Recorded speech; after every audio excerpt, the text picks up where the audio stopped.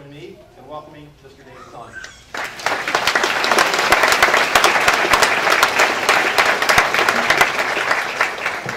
Wow, that guy sounds interesting. Let's see, we got one that works. Does it work? Can y'all hear this one? Yeah. Try this one. Do they both work? All right. One in back. We got me stereo. All right. How about this one? This one? There you go. Nice gentleman in a nice gray suit. Telling me I should use this one. All right. All right. Thank you for that. I might have to do it like this, right? Thank you for that kind introduction, Mr. Taylor. I've never called him Mr. Taylor. This is new. I won't tell you his first name, but anyway, I want to tell you the fine teachers and staff at Tidewater Academy, I'd like to thank you as well. And I want to express my admiration to the friends and family members that are here to celebrate these fine young men and women. And before I get too far in this, I want to extend my personal congratulations to you, the class of 2012. Apparently, you're legendary. It's time to celebrate. Are you ready? It's time to partay. It's time to put on your Sunday best and tear in all those greeting cards waiting for you at home with lots of money inside. Perhaps you'll have some cake. Perhaps you'll party by going to a party. But before we get there, you have to listen to an old guy ramble on about the future, because that's what we do at commencement. Okay? All right. I cannot remember the man who addressed me at the Heritage High School, Lynchburg, Virginia class of 1986, but I am fairly confident that he was old and he rambled on about the future. 26 years from now, or perhaps tomorrow, you may not remember me, but I do hope you remember some of the things that I want to share with you today. In conducting some research for my remarks, I came across a wonderful story about the 1997 commencement at MIT. It was given by one of my favorite authors, Kurt Vonnegut. Now, according to the story, Vonnegut addressed some of the brightest minds in America with a 7-minute commencement address. Part of it went like this: ladies and gentlemen of the class of 1997, wear sunscreen. If I could offer you one tip for the future, sunscreen would be it. The long-term benefits of sunscreen have been proven by scientists, whereas the rest of my advice has no basis more reliable than my own meandering experience. I will dispense this advice now. Enjoy the power and beauty of your youth. Oh, never mind. You will never understand the power and beauty of your youth until they have both faded. But trust me, 20 years from now, you'll look back at photos of yourself and recall in a way you can't grasp now how much possibility lay before you and how fabulous you really look. You are not as fat as you imagine. Don't worry about the future, or don't worry about worrying, because worrying is as effective as trying to solve an algebra equation with chewing bubblegum. So Vonnegut took a very pragmatic approach to the commencement address. He talked about things like floss, also very good advice. Take care of your knees. You're going to need them when you're older. Respect your elders. Then I find out later that Kurt Vonnegut never was at MIT. He never delivered a commencement address there. Somebody made it up and put it on the internet. So my first piece of advice to you, don't believe everything you see on the internet. Now, you guys are around 18 years of age, right? All right. You've never known a world without the World Wide Web. Think about that. I graduated in 1986, and the world was a very different place. Forgive me, Mr. History Professor, but I will tell you about that. I was 18. I had a mullet. I owned a pair of parachute pants. I listened to MC Hammer. The #1 show on TV was Dynasty. Ronald Reagan was president. Walk Like an Egyptian was at the top of the box office. There were only 15 15,000 cell phones in the world. Pizza Hut became the first company to advertise on the web in 1986. Nobody was on the web in 1986. Fast forward 26 years and all of a sudden, I'm the old guy you got to listen to before you can go to the party. I have a respectable haircut now. I wear suits most of the time. I don't listen to hip hop anymore. The #1 show on TV is American Idol. And Justin Bieber tops the charts.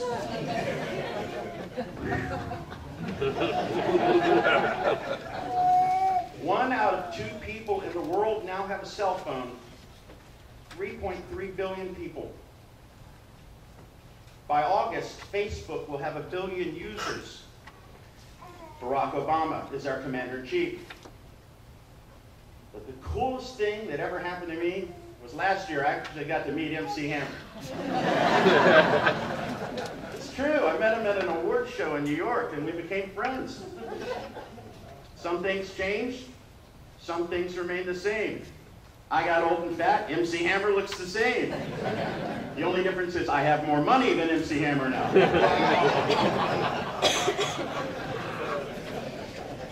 It's true. I didn't have to do the cash for gold thing or anything. The future. Who wants to hear about that? You guys do, right? Because you're 18. You got it in front of you. All right. In regards to the web, social media, the interactive web, I'm asked all the time, what's next? And I tell people, if I truly knew what's next, if I knew what was going to happen in the future, I would have bought Google at $85 a share. It's now $613 a share. But I'm a marketing guy. I'm not a financial guru, so what the heck do I know? But graduates, you were born into the information age. But you, in your lifetime, will see the world transform into what I call the Age of Convergence. And it's happening right now. And it's happening all around us. So what does the Age of Convergence look like? #1, the physical and digital world will become more highly connected. All right? Google goggles, augmented reality.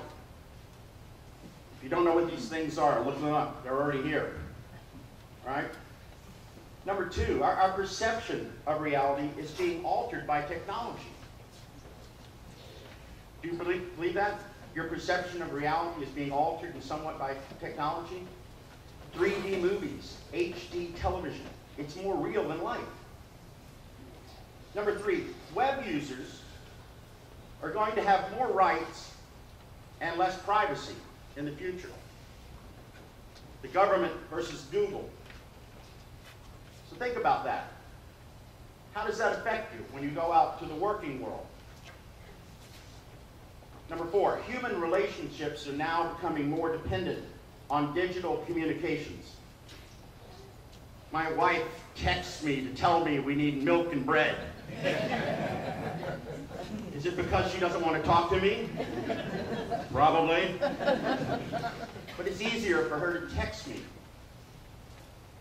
1 out of 5 people in January of this year who got married met online. eHarmony, Match.com.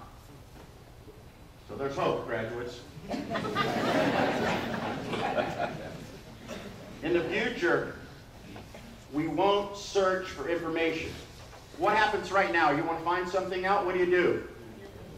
You Google it, right? What did we do before 1998? We had to go look it up. We had to do it the hard way. Okay? Now get ready for an age where you don't find the information finds you. It's called semantic web. It's happening right now. #6, as consumers and as citizens, we are becoming less passive and more engaged. To me, as a Generation X guy, that's very exciting because Generation X has been pretty passive. All right? And we haven't been all that engaged. But people are using Facebook and Twitter and cell phones to throw out Egyptian dictators that have been there for 38 years. And they're changing the world with these new technologies. We're becoming more engaged, and less passive. And number 7, this is a little bit of a radical one, all that stuff out there, Facebook, Twitter, Flickr, Google, all of it, 450 some platforms. It's all converging, and it'll all be on one platform someday. So place your bets. Google or Facebook. It's coming. All right, parting advice. This is where the old guy stands here and dispenses the advice. Are you ready? Number 1, don't be afraid. Probably some of the best advice I could ever give you. If you're going to college, some of you are, going to some fine schools. Here we have a basketball star. It's going to Randolph Macon. All right? Don't be afraid of bigger guys at other colleges. All right? Don't be afraid. Fear is the ultimate killer of your dreams and aspirations. Number 2, be bold. Make bold decisions. Be bold in your word and deed. Take action. My good friend, the history professor, will tell you that history is decided by those who decided to be bold. Number 3, understand the big picture. Right? We get so detailed into picking up the milk and the eggs at the store and doing all the mundane, we really fail to recognize the big picture. Try to rise above that. Step back once in a while.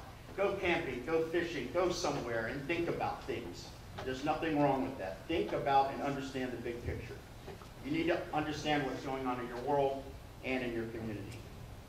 Number 4, absorb all the news, music, entertainment content that you can stuff into that big brain of yours, especially if you have no interest in it whatsoever. You like classical music? No? You don't. Go listen to it. It'll do you a world of good. Go listen to those things that you don't have an interest in. Read something. If you're into sports, read the business section. If you're into business, read the flair section. Read content. Absorb content. It makes you a more fascinating human being. And that's part of the problem with the world of convergence. We're getting so isolated, we're only absorbing the content that we want. And it makes us different. And our diversity is what brings us together. Wow. Number 5, I threw this in here just in case you didn't like my advice. Take advice graciously.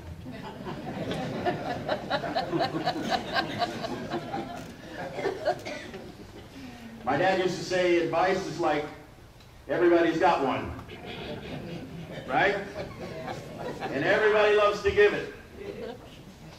Sometimes you even have to pay for advice. Okay? But realize you get what you pay for. Some of the best advice you'll get in life are from the people that are closest to you. Trust old people. They know what they're doing. They've been there, done that. Number 6, this is especially for the 15 on the stage. Raise your hands if you've got a Facebook page. All right. Clean your digital dirt. Clean up your Facebook page. I'm wagging the finger now. Look at him. If Facebook was around in 1986, there would have been a picture of me drinking vodka out of a rugby cleat at VCU. No one would have ever hired me. Clean your digital dirt. All right? They're not going to take you. They're not going to hire you if you've got stuff on your Facebook page. Remember, the web is finite. It's permanent. It's indexable. And Google made it searchable. There's some others out here that might want to clean their digital dirt as well. Faculty. Finally, I'll give you some piece of advice that my dad gave to me, and I've carried it around with me forever. Do what you love, and you'll always love what you do. Don't worry about making the money. All right, that comes later. For some of you, like my sister, it never comes.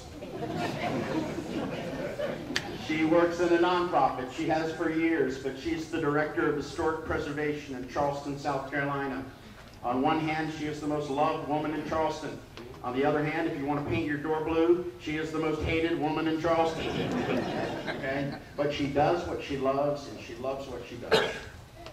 I could say the same for only a few people that I know, and that's sad. Do what you love, and you will always love what you do. I want to thank you for the opportunity and your gracious welcome today. Best of luck to the class of 2012. May you always remember what this day feels like. Keep it, hold it, enjoy it, Facebook it. And may you always succeed in whatever life leads you. Thank you very much.